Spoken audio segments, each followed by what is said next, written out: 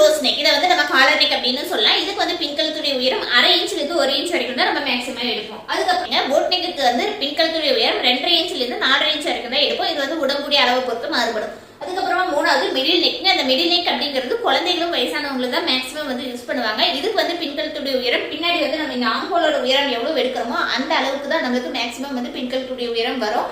இதுக்கு வந்து பின்கழுத்துடைய உயரம் மோஸ்ட்லி 5 to 6 இன்ச்ங்கிறது நம்ம நார்மலா வரும். அதுக்கப்புறமா டீப் நெக்ங்க. இந்த டீப் நெக் அப்படிங்கிறது நம்ம நார்மல் நெக் அப்படின்னு சொல்லலாம். நான் போட்டிருக்கிற பிளவுஸ் கூட பாத்தீங்கன்னா டீப் நெக் கூட சேர்ந்ததான் நான் 9 இன்ச் வந்து கழுத்துடைய உயரம் வச்சிருக்கேன். இந்த டீப் நெக்கு வந்து பின்கழுத்துடைய உயரம் பாத்தீங்கன்னா 8 இன்ச்ல இருந்து 10 இன்ச் வரைக்கும் தான் மோஸ்ட்லி வரும். இந்த 10 இன்ச் கீழே நம்ம கழுத்துடைய உயரம் எவ்வளவு வச்சாலும் அது வந்து லோ நெக். அது வந்து 5வது வகையான நெக் பேட்டர்ன் கூட சேர்ந்ததுங்க.